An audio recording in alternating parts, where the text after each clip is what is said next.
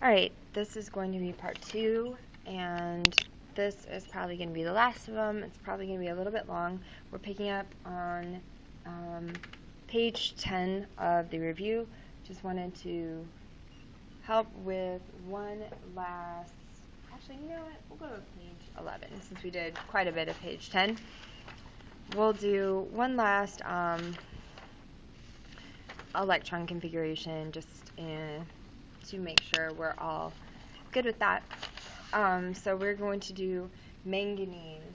One thing I would suggest is making sure you're familiar. We gave you kind of the more this kind of chart to help you learn how to turn this into a periodic table like you will actually receive on your exam, right? So if it helps to take a look at this one to begin with, make sure you go ahead and give that a glance.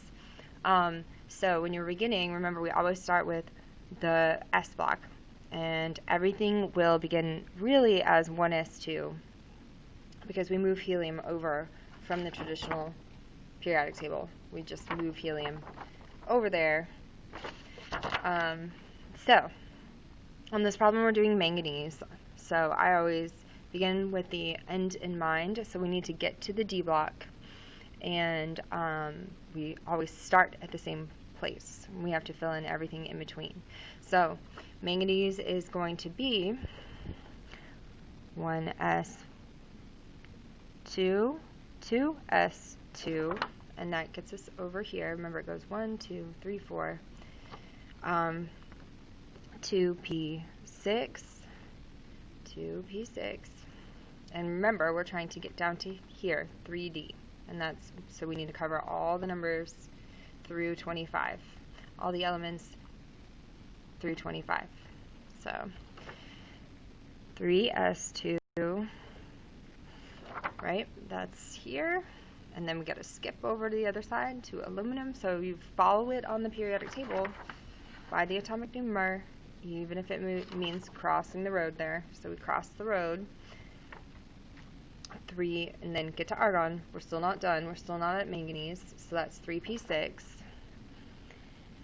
Okay, we're still not at manganese, so we need to keep going. That's 18. We need to find 19.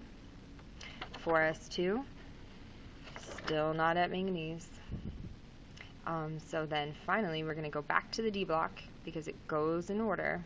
So from 20 to 21, 3d5. And we're finally at manganese. So make sure you are able to kind of turn the regular periodic table into, at least in your mind, the S block, the P block, the D block. Alright? And this orbital diagram is just the same thing with arrows. So just turning those superscripts into arrows.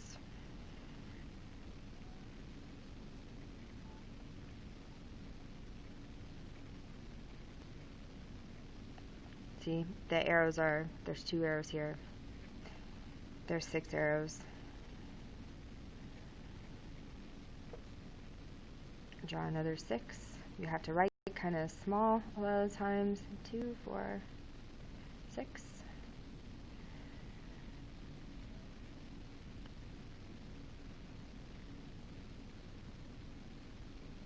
And I squished it in. There it goes. And for our noble gas configuration, we are going to use argon because we're, again, finding the one that's closest without going over. And then I can just do the rest of the configuration from argon in a bracket. Okay. So, this whole thing about opposite spins is important. That's why you draw your arrows going in opposite directions. Okay? Aufbau principle. Each electron needs to occupy the lowest energy level first. So that's why we fill it up in this order, and it looks like we're skipping around a little bit, especially when you don't get to the D. You do the S first, and that's because of the Aufbau principle, right? So that's why like the D's are moved down a little bit because they're higher energy. Okay, now I'm going to move, and I know some of these we've skipped, but don't forget you can check the entire key, and I recommend using it as a check, not a copy. So we'll go, this page is pretty easy. Just remember that things like flammability, can't get it back, right? Solubility is one that students tend to miss. That's a physical property. So hopefully y'all already know how to do that. Same thing with intensive, extensive. I talked about that a bit in my first video. So think, do extras matter? When it comes to mass, if you have more than one, like think about pennies. If you have a whole bag full of pennies, the mass will change, but the color will not change. So color is independent of amounts, right? All right, things that are not matter. Almost everything is matter in the whole world. Here are some things that are not matter. Lights, waves, heat, and waves can include things like infrared, radio, basically anything that is like energy or a wave is not matter, but everything else in the whole world is matter. Okay, I'm going to skip through some of these because I hope we all know what is solid, liquid, gas. The main ones that students tend to miss is like 19, if it has a definite volume, but the shape that changes, that's a liquid. Okay, so the other ones are very straightforward.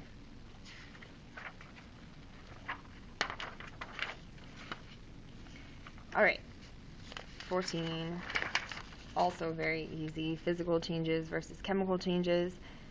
You know, if we're just cutting something, that's a physical change. If you're just boiling something, changing the state of matter, that is a physical change. Dissolving, okay, that is a physical change, not a chemical change, because you can get it back. Something rotting, though, that's chemical, right? So I would say the main one students forget is that any type of evaporation, melts, condensation, these are all physical. Same thing with dissolving. I think the rest of them are fairly straightforward, okay? If a reaction occurs and you can't get it back, that's chemical change. So like this word reacts, chemical. I'm going to move to page 15. So in each of the following, circle the one with the longer wavelength. These are longer wavelengths. You can see in the picture, they are longer. These are shorter. Okay, so which one is longer, red or blue? So remember, this is our visible light spectrum. And if you pull that up and like, remember it goes in Roy G. Biv order. So which one's longer? That would be red. Which one's longer, infrared or radio waves? I'm going to look on here. Infrared is just past red, right? Because here's the visible spectrum. How about greater frequency? Here are, the frequency is highest this way. You can see these are happening, they're short and they happen more frequently. So X-rays or gamma rays, for example, will do. Here's X-ray. Here's gamma ray. Gamma rays have a greater frequency. They're happening more quickly.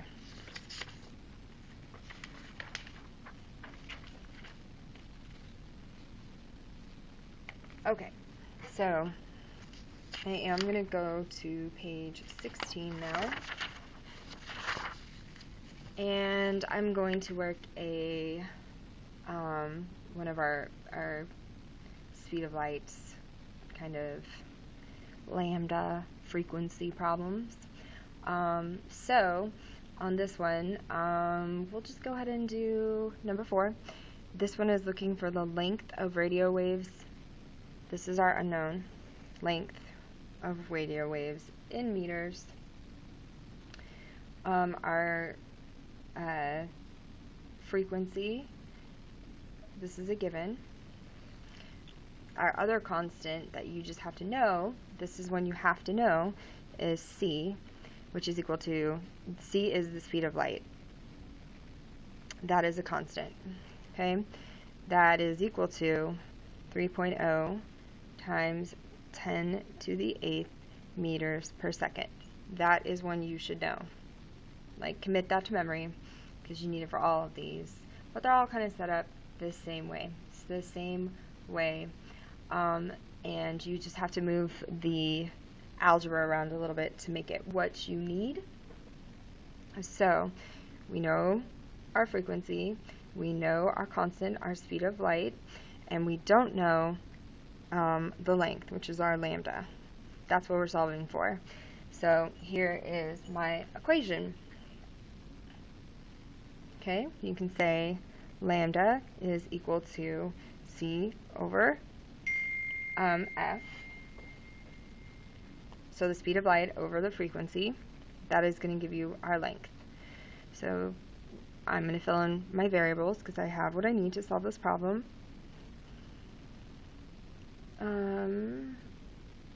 So that is going to be 3.0 times 10 to the 8th meters per second. And I'm going to divide that by our frequency, which is from the top.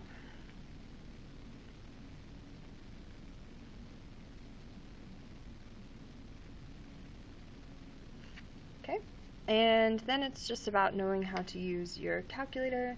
Different calculators work in different ways. The one I have, and the ones we will give you, either already have an exponent button or you can push second exponent. So you'll type it in just like that. So I'm going to say 3.0 exponent, don't type it in the times 10, just push the exponent button, exp, and then you're going to write in your exponent. Mine's 8. Okay, and I'm going to divide that by 102.1 exponent, and that's 6. And then just hit enter. So I'm going to use, my answer is 2.93 meters.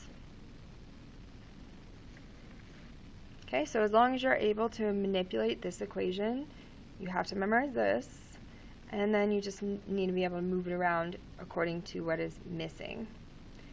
So, like if it's number 6, I'm not going to work out the whole problem, but you know your wavelength, right?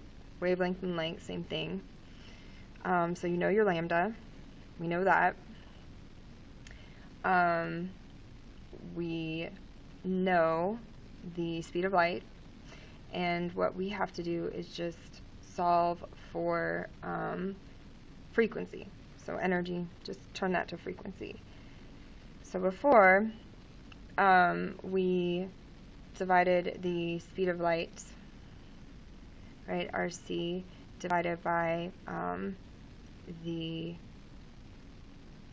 hertz. So this is really set up actually the exact same way. These are all set up the same way. That's easy. So just make sure you make that change. Okay, so set up like this.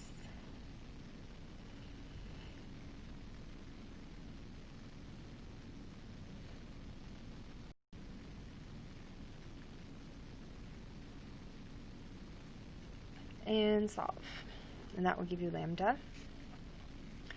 So basic algebra, the trick is using the exponent button. Okay, very important this year, ionic bonds, hopefully we all know this, metals and nonmetals, or you could also say cations, anions. Okay. If you have something like this and it's saying determine the formula when these two combine, just take it one step at a time. Sodium, Na, and nitrate, which is NO3. And be sure you have your polyatomic ions memorized, okay? Memorize those. And these both have a charge of +1, -1, so no subscripts. How about if it's hydrogen and carbonates? Carbonate actually does have a subscript of -2. Don't forget they swap and drop. When we're talking ionic, we need them to swap and drop. So the -2 goes to the hydrogen, the +1 will go to the carbonate. We swap and drop. Now, how about naming, right? When we're naming these, we need to look first. Our step 1 is always to determine, does this need a Roman numeral? So think about where it is on the periodic table, and copper is right smack there in the middle. So it does need a Roman numeral. There is copper. It's in our transition metals. Do not try and figure it out by looking at the group numbers. Those do not tell you the valence electrons. The anion tells you the valence electrons. Okay, so you have to have, again, those polyatomic ions memorized. So you should know that carbonate has that -2 charge. That is where I would get the Roman numeral from. So this is copper 2 carbonate. That's copper 2 carbonate. That comes from the anion. All right. This does not need a Roman numeral. It's just sodium bromide.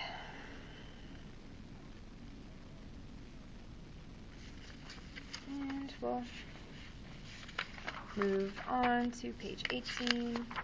Do a little more practice. Oh, that's repeated. It's copper 2 carbonate again. Okay, let's look at this one. Oh, I just realized there is an error in this key. This is actually going to be copper. I'm glad I caught that. So there is an error in this key. So I have to think backwards and realize that there's a +2 that is coming from, or this is a 2 here. So we know that this was originally a -2. That moved there. That means this copper must have a 1, a +1 charge. So if you just copied from the key, that would be wrong. So that means there's copper 1. Copper 1, because if they swap, the 1 would be here, and the 2 would be there. So sorry about that key error, but we just fixed that, and that's going to make the one on problem 18 make a lot more sense, because this is how it looks if they are the exact same thing. So our one before on the page before was keyed wrong because it was written like this. I knew it had to be 1 because if they were both 2, there would be no subscripts, and there is a subscript there. So glad we worked through that. So this one is copper 2 carbonate. It has to be copper 2 because we know for sure the carbonate has a -2 charge. So that means the copper would have a +2 charge, and those will reduce. Okay. So here's another one with copper. So we got to think back. We need to think about this 2 is over here, and I know for sure that the nitrate charge is -1, so that would be over here. So this one is just copper 2 nitrate. How about if it's an acid? Let's think about it. Okay, let's name these acids. We've got only 2 things, so I'm going to use my acid naming rules that for a binary acid. Bi meaning 2. This is a binary acid. Okay, so this would be starting with a hydro, because only binary acids start with hydro, and then I just say bromic, and I always add the word acid. I know it's an acid because it starts with an H. This is not a binary acid. That is because there are more than 2 things in there. The other way you can call it is an oxyacid. So if you see an oxygen in there, it's probably an oxyacid, right? That makes sense. So for this one, I know this was originally nitrites, ITE will go to OUS. So you can remember bites are dangerous, or dynamite is dangerous, whatever helps you remember that. So I'm going to change the ITE ending on nitrite, and it's going to be nitrous. And again, you need that word acid. Okay. Let's see. I was going to see. Okay. Let's do an acid that ends in IC. And that one you want to say, I ate too much and now I feel icky. Okay? So originally, if what you had was phosphate, this was originally phosphate, so now that's why I got that phosphoric. Phosphate, ick.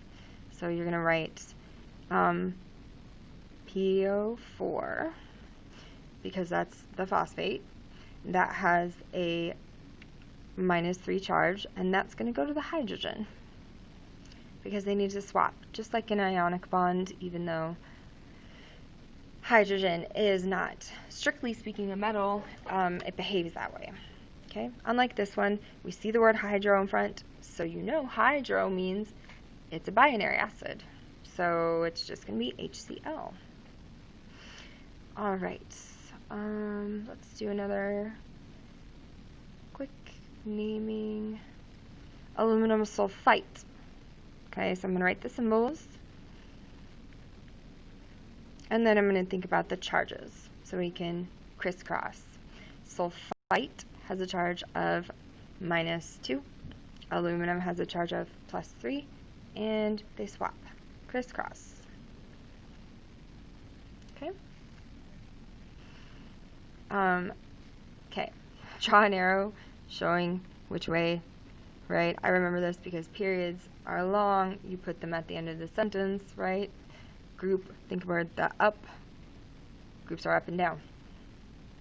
Okay? Increasing atomic radius. You want to know these trends.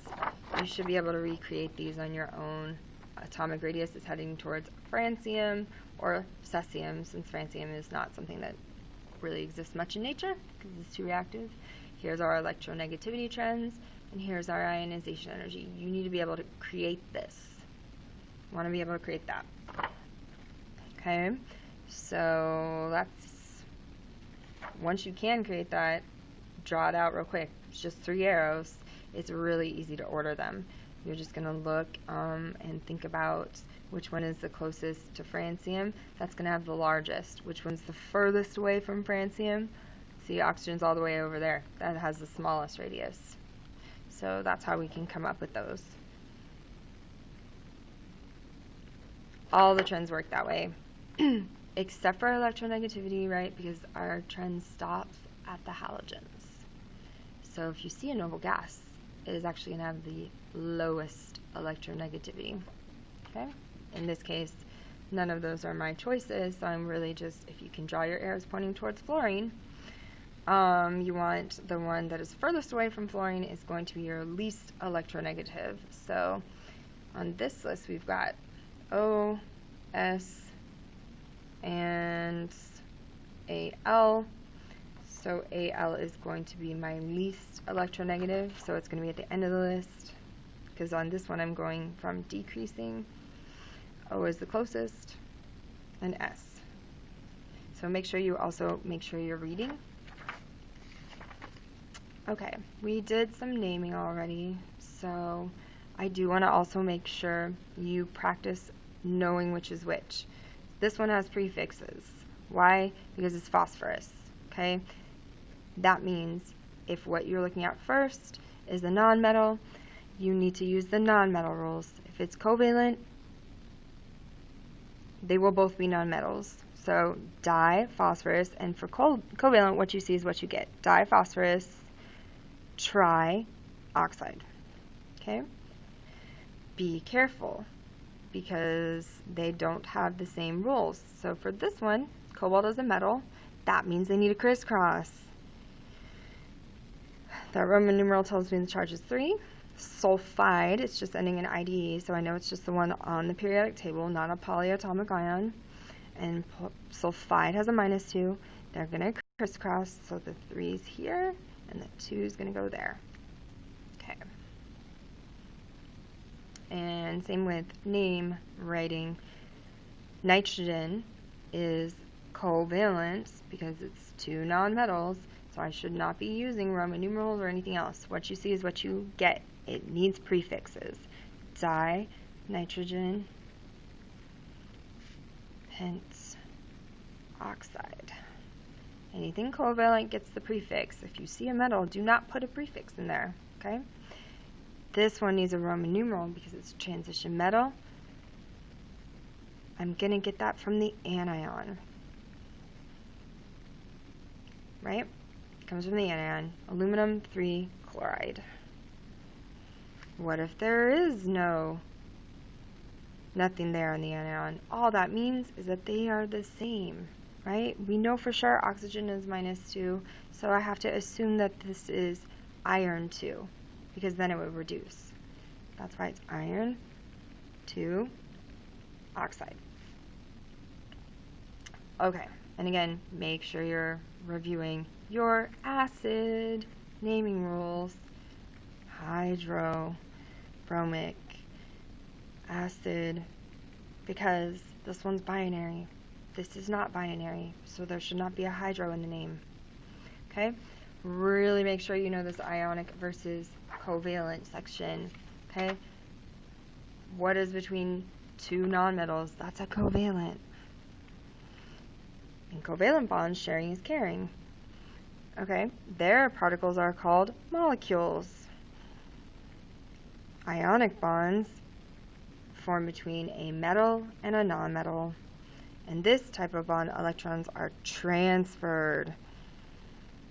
Their particles are called formula units. These are going to be like our cations, anions. Okay, the definitions on there are already on the key, but here's the weakest.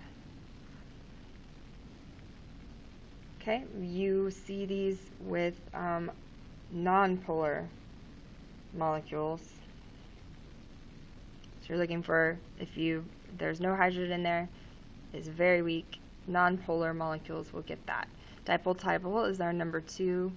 It's strong, but it's not as strong as hydrogen bonding. So if you have to rank from weakest to strongest, they're actually in order. So for dipole-dipole, you are looking for a polar molecule. And that just causes attraction between molecules. It's a force of attraction between molecules. This is permanent, that's why it's stronger. So on this one, you're looking for hydrogen that's bonded to F, O, N, okay? This is very strong.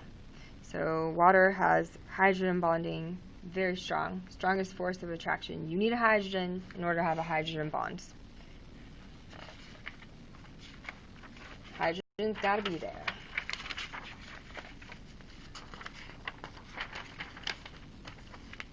Okay, I think one of my other videos has every single one of these already in there, so I'm not going to go over this because I already have a video posted with this entire page. So go look at that video to review these. It has all of them on there, and it's posted on the same page. So if you want to review all the ones on this page, go watch the other video. Okay, we already talked about these quite a bit. Okay, intensive are independent of amounts. These ones will change, depends on amount. Extras matter. What do I mean? I mean amount of substance, amount of whatever you're measuring. These things are things that you want to be thinking about, things you can measure with a ruler or weigh, right? So volume's a good one. Mass, length. Not density though. Density is intensive. Think about it. If you drop pennies in a fountain, it doesn't matter if you drop one or all of them, they're all going to sink. Okay? All right.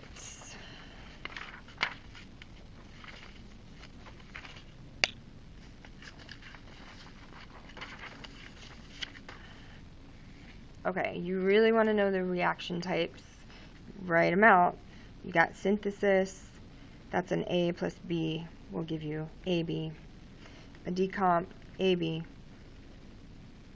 coming apart. So this one's putting two elements together to make a single compound. This is your compound coming apart into elements. Combustion,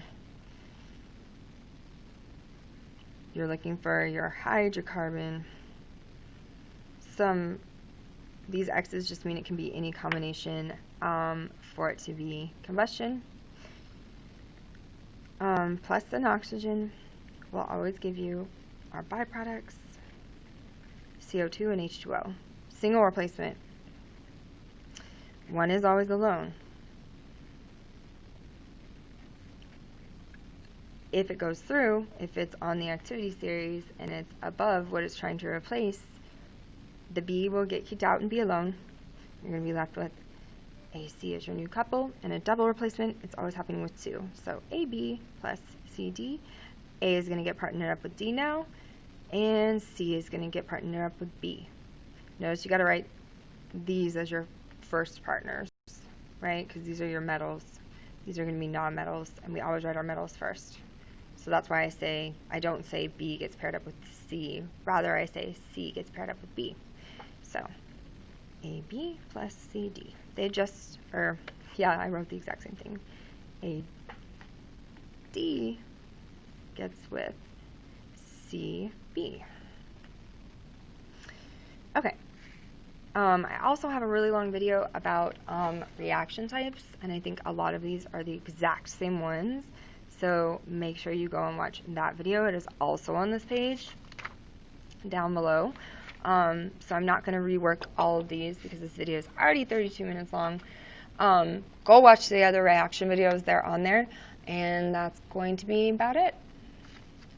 Study hard. Watch those other videos.